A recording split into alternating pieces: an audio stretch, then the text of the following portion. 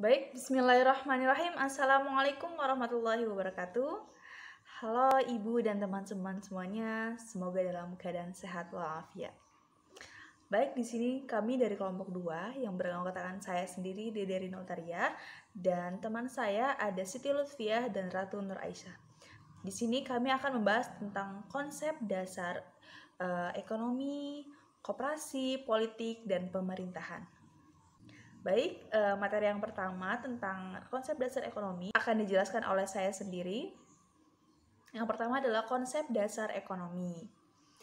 Menurut Brown dan Brough, mengemukakan bahwa ekonomi didefinisikan sebagai studi tentang cara bagaimana manusia melalui perantara-perantaranya memanfaatkan keterbatasan sumber daya modal, sumber daya alam, dan tenaga kerja memuaskan kebutuhan materinya.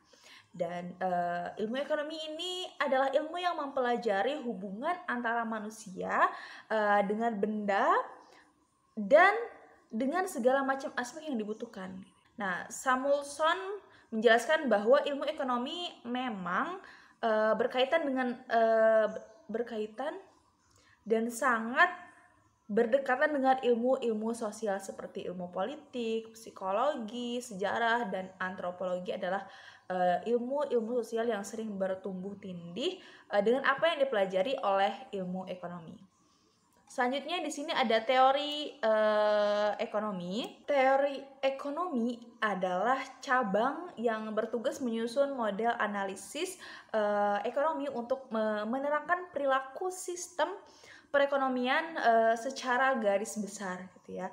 Manfaat teori ekonomi terasa sekali bagi seseorang yang akan menetapkan suatu kebijakan ekonomi atau bagi seorang pengamat ekonomi. Nah, di sini ada terbagi menjadi dua.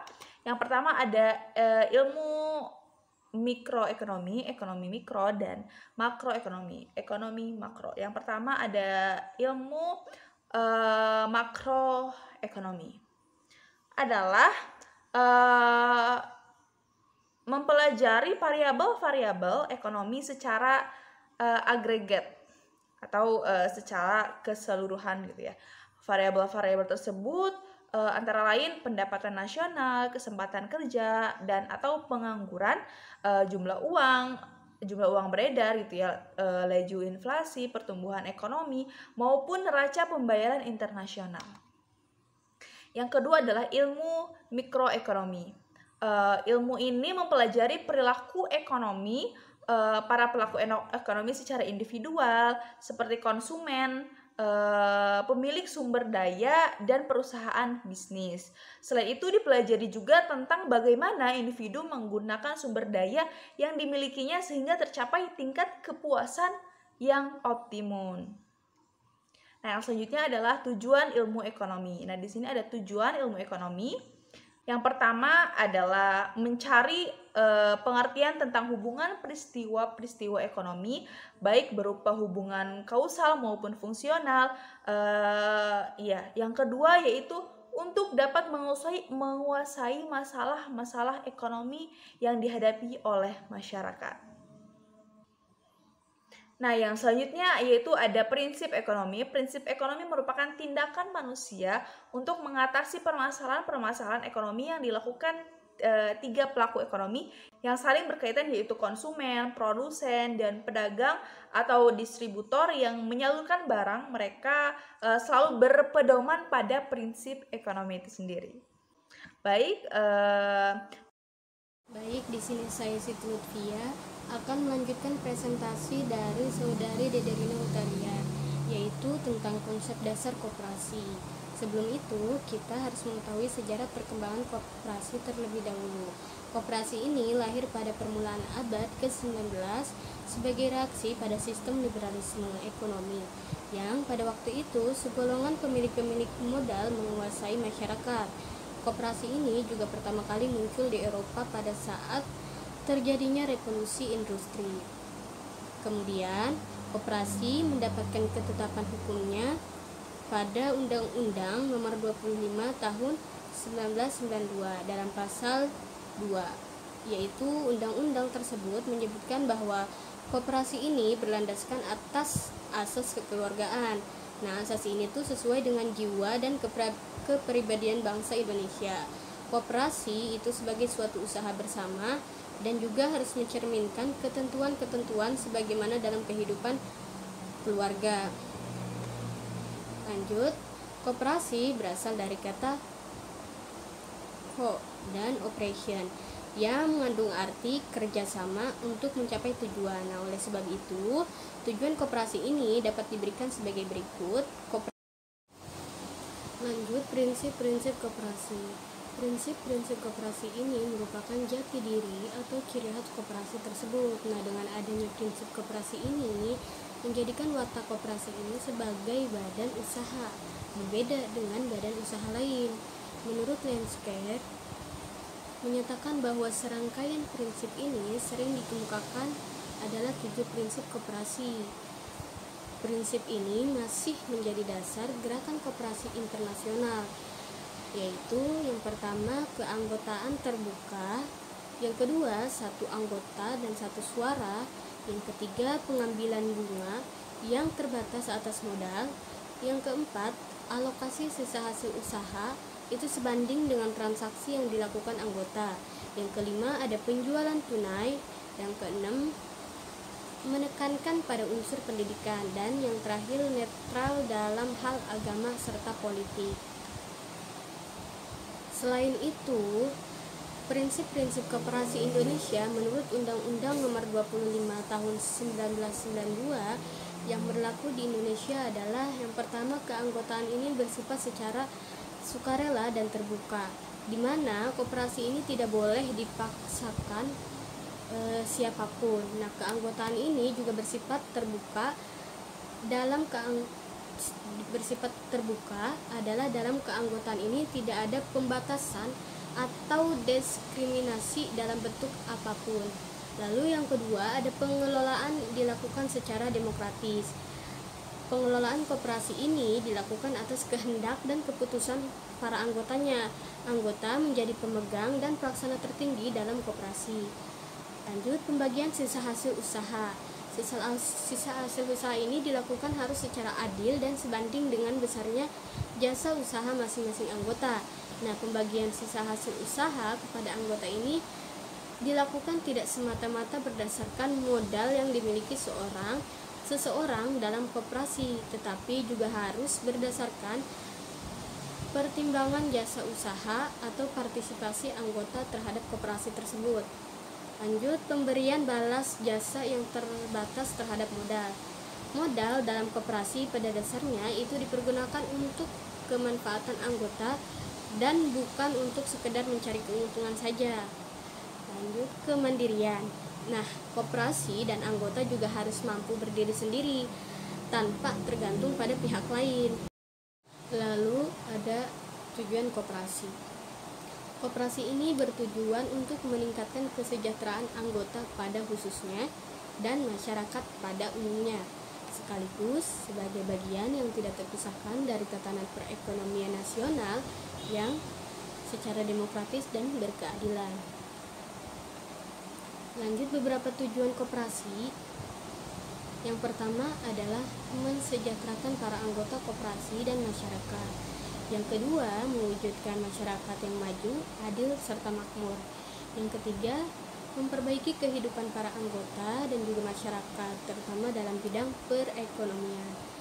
Yang keempat itu ada membangun tatanan perekonomian nasional. Nah, keempat garis tersebut itu sudah tertuang. Materi selanjutnya yaitu konsep dasar politik.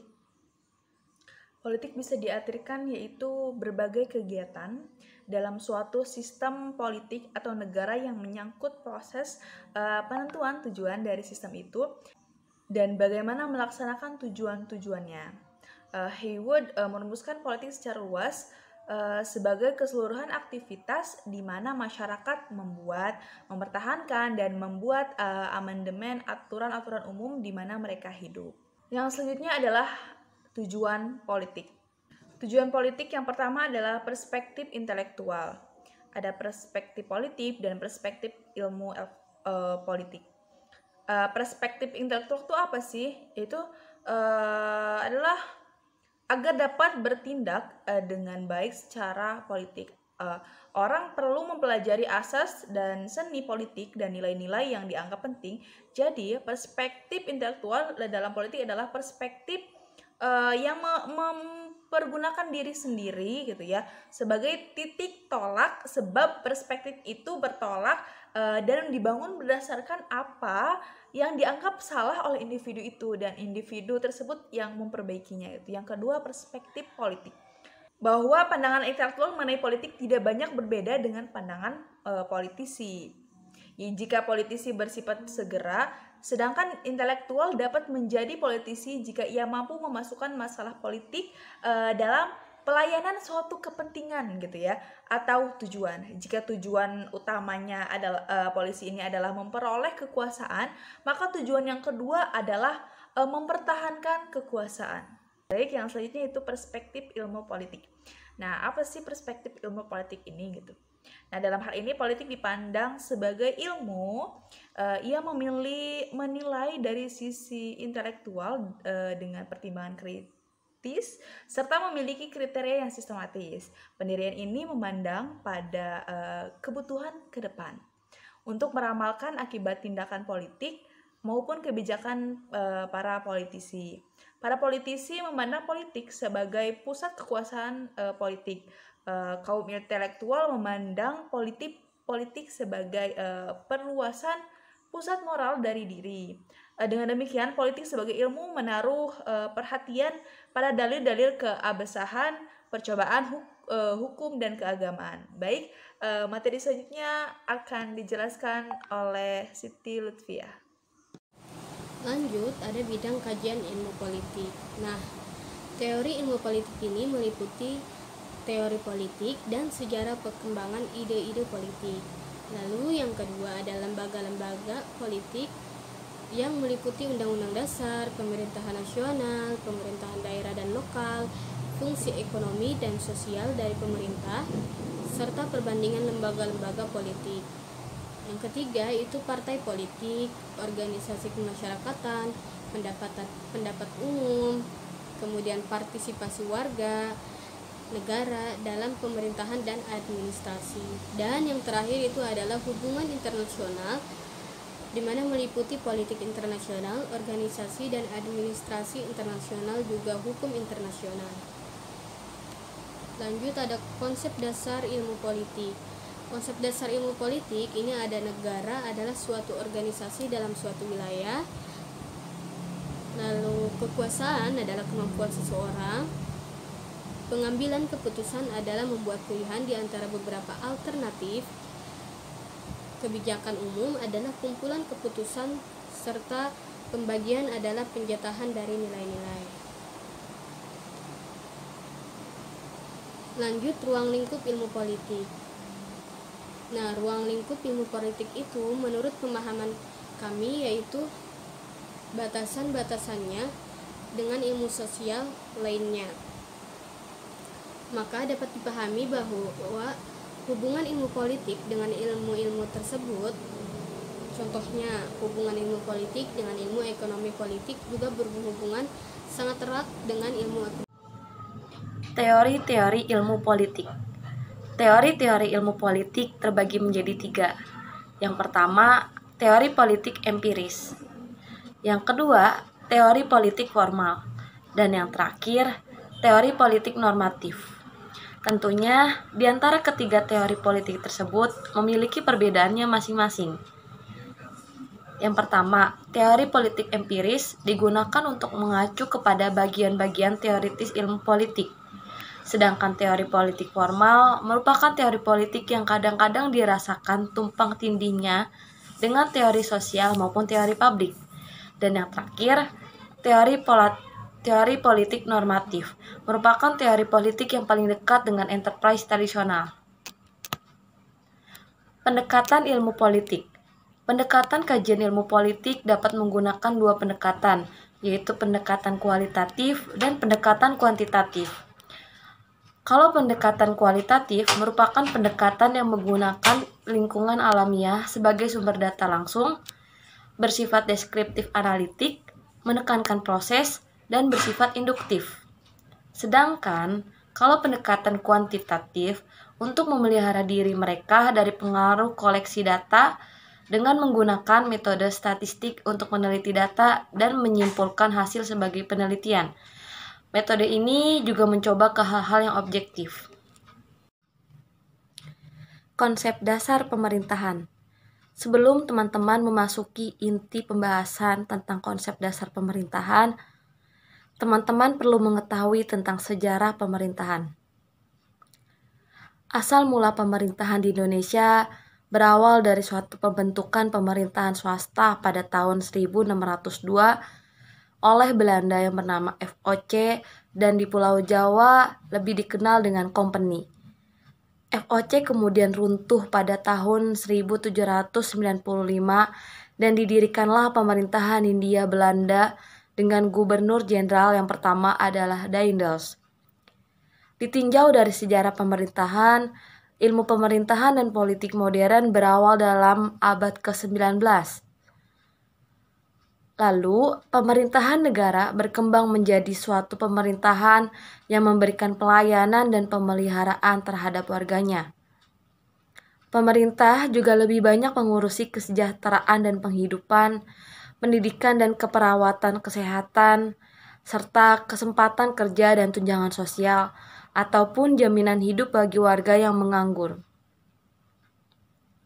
Selanjutnya, definisi pemerintah dan pemerintahan. Terdapat perbedaan antara pemerintah dan pemerintahan, jadi jangan sampai keliru ya. Kalau pemerintah secara umum adalah seluruh penyelenggara negara, baik pegawai negeri, pejabat yang karena jabatannya maupun kelembagaannya, seperti jawatan, dinas, badan-badan usaha milik negara dan daerah, di mana seluruhnya memiliki kewenangan melaksanakan pemerintahan dalam suatu sistem tertentu.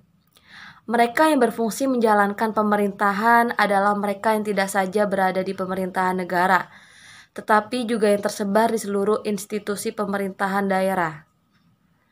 Sedangkan pemerintahan, definisi dari pemerintahan tersendiri adalah perbuatan pemerintah yang dilakukan oleh badan-badan legislatif, eksekutif, dan yudikatif di suatu negara dalam rangka mencapai tujuan penyelenggaraan negara. Dalam arti yang sempit, pemerintahan adalah perbuatan pemerintah yang dilakukan oleh badan eksekutif beserta jajarannya dalam rangka mencapai tujuan penyelenggaraan negara. Nah, kali ini kita membahas intinya, yaitu tentang konsep dasar pemerintahan. Apa saja sih konsep dasar pemerintahan?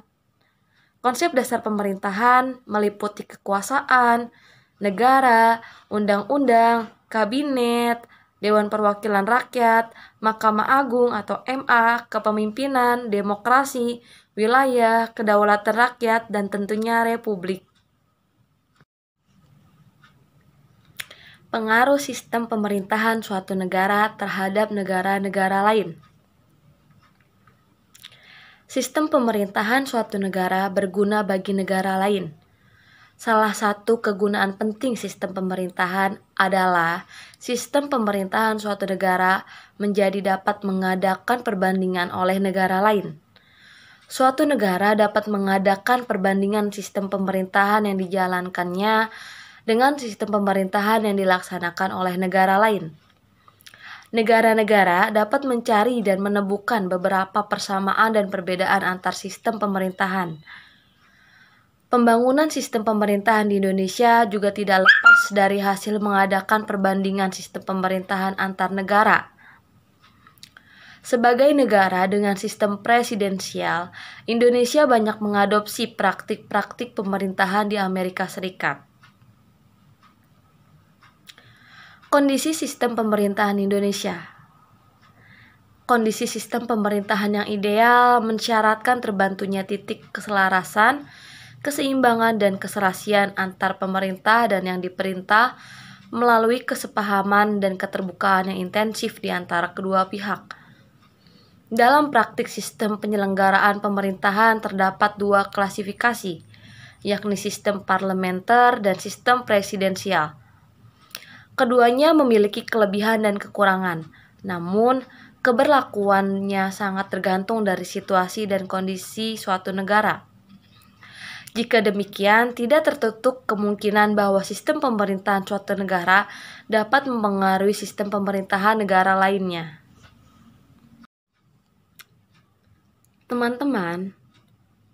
Teman-teman tentunya telah melihat dan mendengar pembahasan dari awal sampai akhir. Kini, sudah tiba saatnya saya mengambil kesimpulan dari semua pembahasan. Ada beberapa poin yang saya ambil, yaitu poin pertama, ekonomi dan politik.